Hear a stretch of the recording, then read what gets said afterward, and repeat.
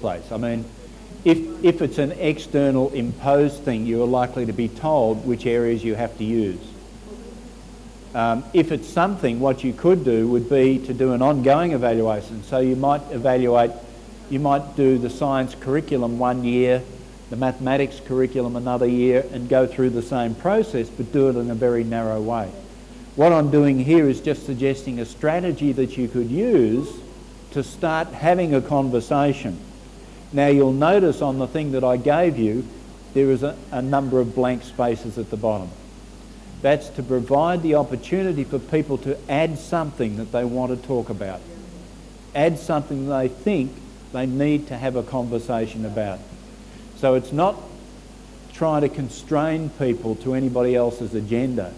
It's sort of opening it up for everybody to be part of the conversation.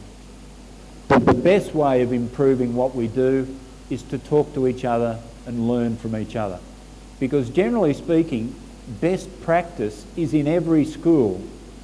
We just don't know which classroom it is. We have to find out which classrooms have best practice, and we then need to share that information across the rest of the school.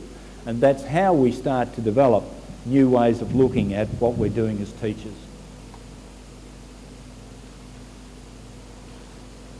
I want to sort of move through some of this fairly quickly because in one sense I've given you a lot of questions and other bits and pieces that are pretty obvious, but in another sense, because you've got them there, you can read them, and I'd really like to have a bit of an opportunity for you to have a conversation about some of these issues instead.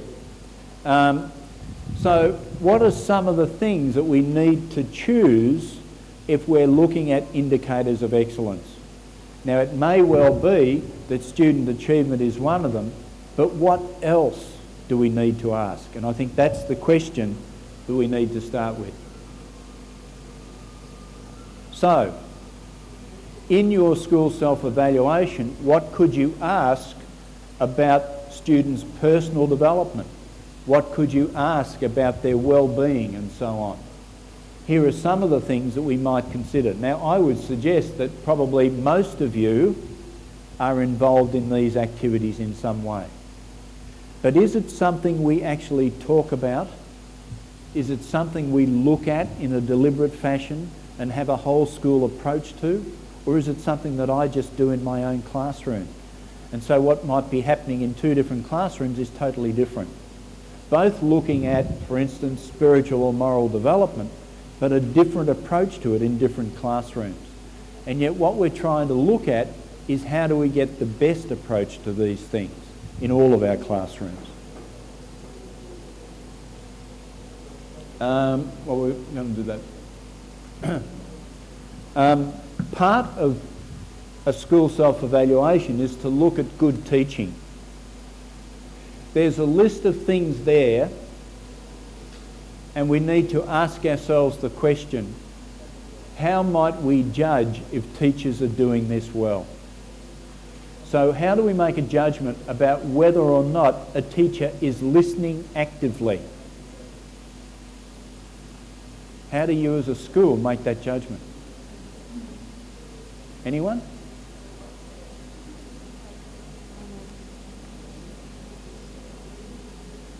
It could be that the principal walks around and looks at what's happening in classrooms. Sorry? Assessing them? You're going to have a checklist? Yes, it could be that. Or we could have teachers going into other teachers' classrooms and listening for a little while and sitting there. And so we have people sharing their experiences and so on.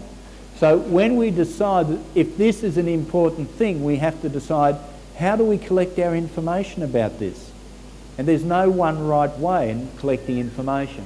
But we need to think about if this is what we want, if we want teachers to be listeners, we have to find some way of finding out whether that's happening in our school. What are some questions that we could ask our teachers? If we want teachers to be involved in the evaluation of the school, here are some questions that we might ask them. Are there any other questions that you would add? Have a look at the list. Is there other questions that you think we might need to add?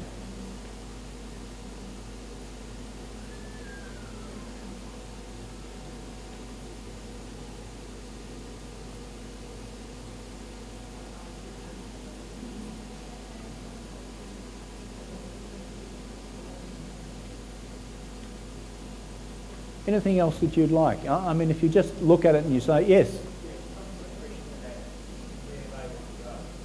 Okay, what are your personal goals?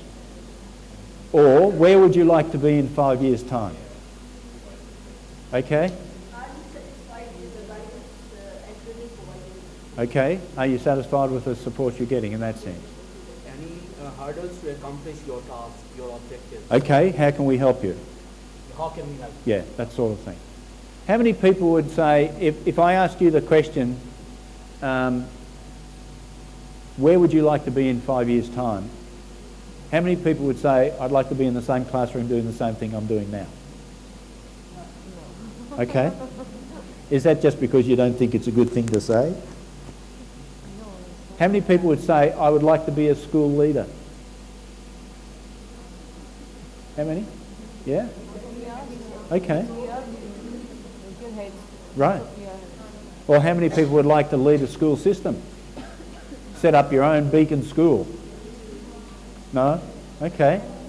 There are different things. Yeah, different things that we could do. What are the sorts of questions we ask? I talked about it again this morning.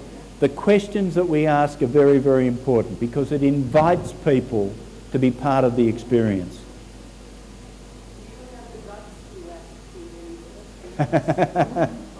Because you might get some answers.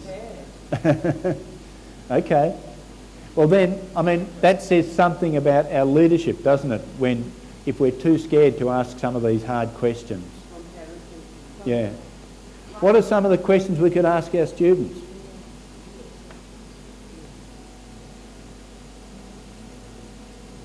And this is asking the students particularly about their relationship with their teachers in a lot of respects.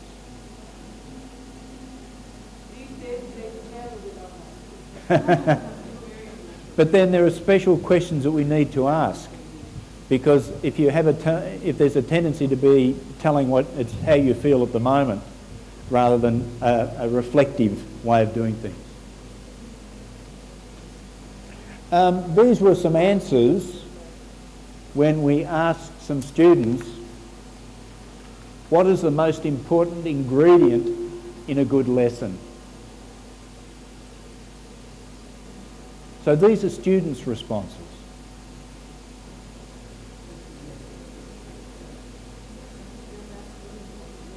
Nobody says passing in the exam. It's a whole lot of other things. These all become important bits of information that we can use when we're looking... Sorry? You like fun? Yeah. And that's what we were talking about this morning. When does the fun stop? When did the fun stop for you when you were a head teacher or when you were a teacher? Am I allowed to ask that? Has the fun stopped? Or is it still fun? You have some good days and some bad days, like the rest of us. Yeah. And students have some good days and bad days too, but we don't let them have any bad days.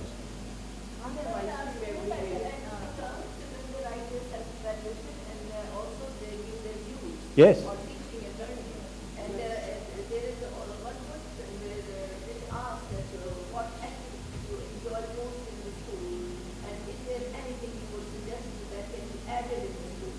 These are great questions. Yeah. Some more questions about for students. What did teachers do that helps you to learn? Are there any there that surprise you? Any of the answers that surprise you?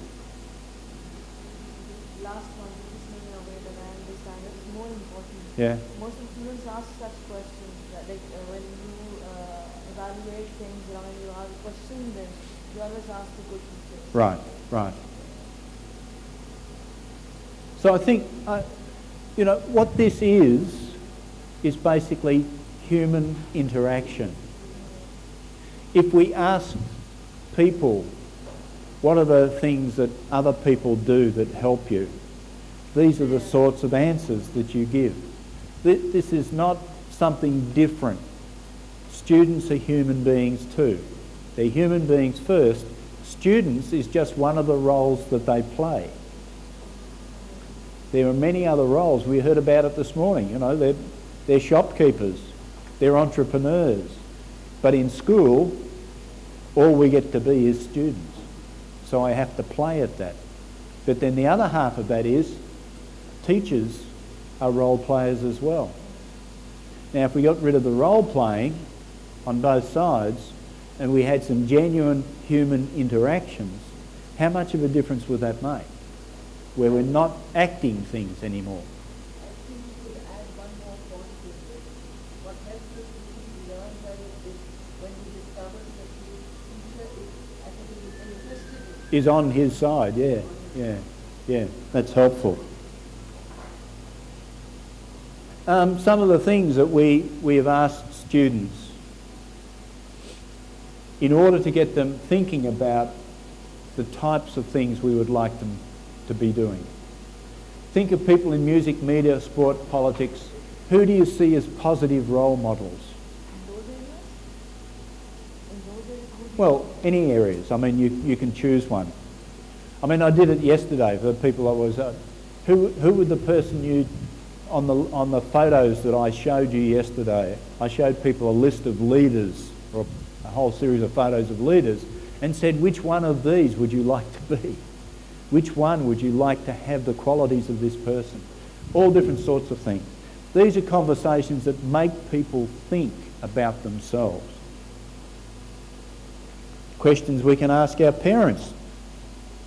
Do we ask our parents questions? Or do we just wait for them to tell us?